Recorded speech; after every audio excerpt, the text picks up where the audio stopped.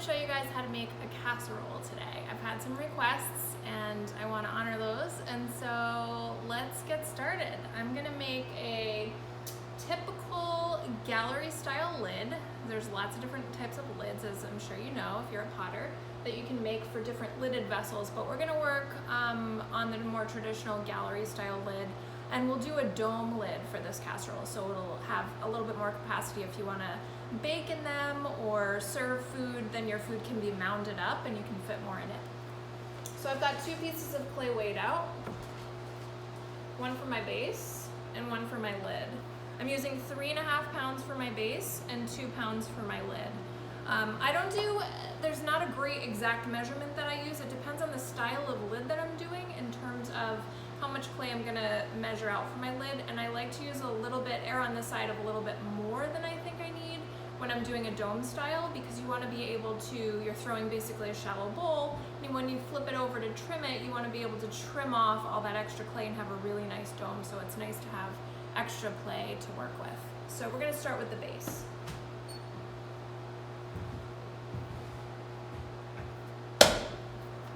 I do make my casseroles lid and bases on bats. I just find it easier so that, especially with larger pieces, you don't have to manage trying to transport it off the surface of the wheel onto another surface.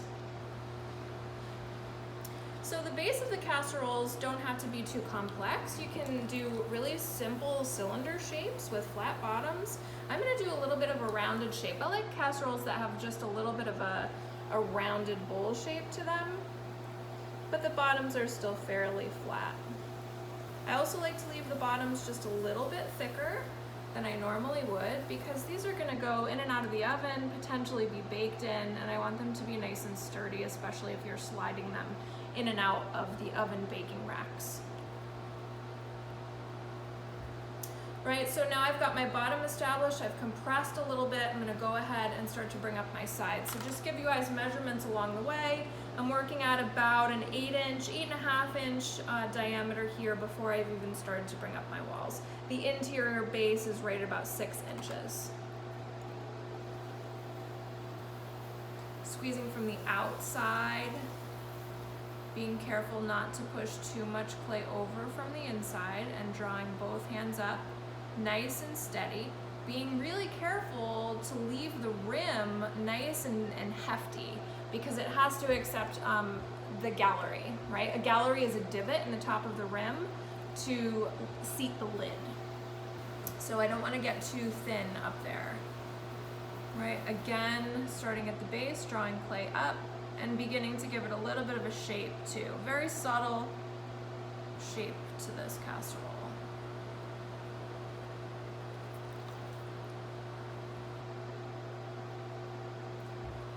Every once in a while you find a little air bubble.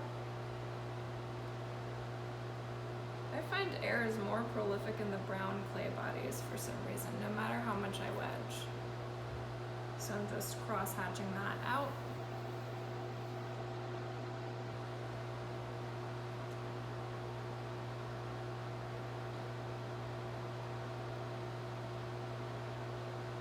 So this is about where I'm gonna stop.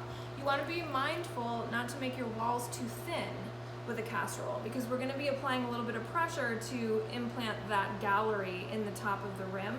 And if your walls are too thin, they're gonna just kind of not accept that extra weight. So, another reference point for you guys, I'm at just about 9.25 inches now, total diameter. And the thickness that I've left that rim is just about 1/2 inch, in case you were wondering. Now, I have used a tool in the past. If you are partial to chamois, which I'm not because they're made from animals, I just tend to use my fingers for this method. But you can use a chamois or you can use a tool. It's a little bit tricky. You want to use all your fingertips. You need support from both sides of the wall, and especially sort of from underneath where that gallery is going to sit. So I sort of gather all my fingers. These fingers hanging out are just supporting. My index finger is going to do all the digging, and I want to make sure I've got a nice moist area. I'm actually using the corner of my fingernail, what little fingernail I have, because I tend to cut them pretty short. And you're basically dividing the wall in half. I'm not sure how well you can see that on the video, but I'll make sure to give you a close-up shortly. You want to divide the wall in half, and you want to be careful. As you can see, I'm going really slowly. I'm going to go back and press a little more to get a little bit more depth. And you may see that the outside of the form is changing shape a little bit. That's from that pressure. We're going to go back and fix that too. Right, so that's what I'm going to do here, is just come from the outside and stand my wall back up a little bit more. Very light pressure, no major movements here, just supporting fingers. Right, so can you see that? I'm going to take this. This is the beauty of throwing on a bat.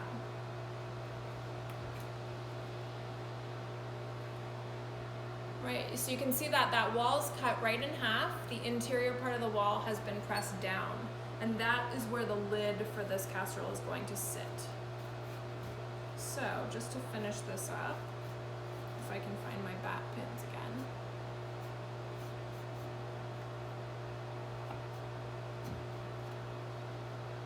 I'm just going to come back with my angled knife, take off a little bit of that exterior clay that's just mounting it to the bat. And because it's overhanging a little bit, I'm going to go back with my needle tool and just undercut that piece and help peel it right off. This is a nice way to remove this excess clay if you're not confident with the angled knife, or if you have a piece that's larger and you're afraid that that extra clay you're taking off is going to just get smashed in. Right? There's a lot of issues that can happen when that occurs. So now what I need to do, and I should have had my calipers out already, is grab my calipers. These are called Lid Masters. They're great because they have a measurement here that measures the interior, and it's the exact same on the opposite side, right? So you can measure the inside where you want the lid to sit. Get that as close as you possibly can. Tighten up the wing nut there. I always double check after I tighten it. And now when I go to throw the lid needs to sit between these 2 points. So it's a handy tool. They make calipers of all different kinds. You can certainly use any kind you have. You could even use a ruler if you don't have calipers. So don't be put out feeling you need any fancy tools. If I wanted to do it with a ruler, I just measure that interior diameter and make sure that the lid meets the same measurement. I'm gonna run a wire under this guy and set him aside.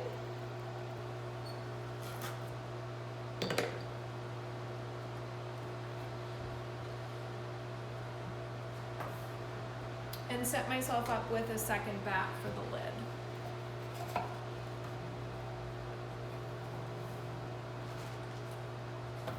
So as we said, the lid is just going to be a shallow dome or an upside down bowl basically. So I used to have a lot of trouble just visualizing, because you're throwing it upside down, visualizing what it's going to look like after you trim. And what I've learned is the less dome you want it to have, the wider it needs to be before you make a hole and draw your piece open. But you need to be mindful that you have plenty of clay in the center, because when you flip this over to trim it round like a dome, if it's too thin, it's gonna do this weird like round and then flat shape. So that's another issue. So you wanna make sure you leave your base. I'm leaving my base a good inch thick. And then I'm just gonna draw some of this clay out. I'm pressing with my finger underneath. You can see how I'm really getting underneath there to get as much of this clay to be a part of the lid as possible. And I am pulling at an angle, but I'm being careful to pull, so that it maintains some height. It's got plenty of thickness at the moment, so I'm not worried it's gonna fall over. And I'm just gonna begin to give myself an idea of where I'm coming in with that measurement. So as you can see, I'm about 1 inch away on both sides, and I've got plenty of clay, so I'm not concerned. This is another reason why you wanna do your lids with more clay than you think you need.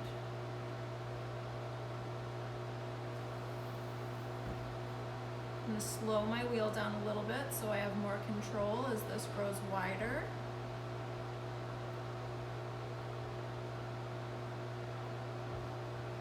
And you can see I'm maintaining more of an upright shape until I get close to my measurement, which I am. I'm about a ½ inch away now on both sides. And I'm gonna come back underneath and take just a little bit of clay off, just to be able to run my wire tool, because all of that is gonna get trimmed off after I go, after my lid is ready to trim. I'm using my rib tool to remove some of that excess slip from the outside. I find that this just helps sort of sturdy up that piece so that I can begin to lay this wall down to get the shallow dome that I'm looking for.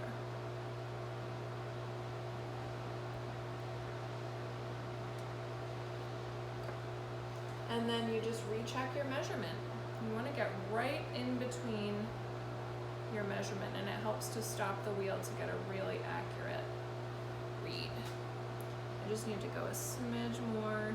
Just gonna lay that wall down a little bit more.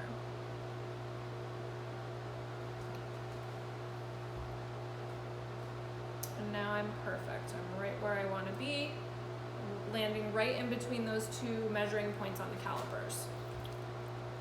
So last little step is just to clean up the rim. Go back, clean up my bat, and run my wire. Now, I always make the lid and the pot in the same day. I've had a lot of questions about this from students over the years. Anything you're making that requires components that need to fit together in a measured way need to be thrown on the same day so that they can dry together, they're in the same climate and atmosphere to be able to shrink together. Otherwise, as you know, every clay shrinks at a different rate, and it just becomes virtually impossible to try to get a really good fit if you throw them on different occasions. So there's my casserole and there's my lid. As you can see, when this flips over and becomes the actual lid, it's going to seat like a nice little dome and continue the shape that the profile of this pot has. So I hope that that was helpful for you. Again, you can throw casseroles, like all the projects I've showed you, with any amount of clay, right? You could throw a very small casserole like my grandma used to serve peas or corn out of for Thanksgiving. They don't have to be a big extravagant pieces, and it's a great way to get some skill sets that will allow you to move forward and make progress with your lid making, because lids can be challenging. So if you have challenges or you need to troubleshoot or you have comments or questions or thoughts, please shoot me a comment below. And we'll see you next time. Thank you for watching.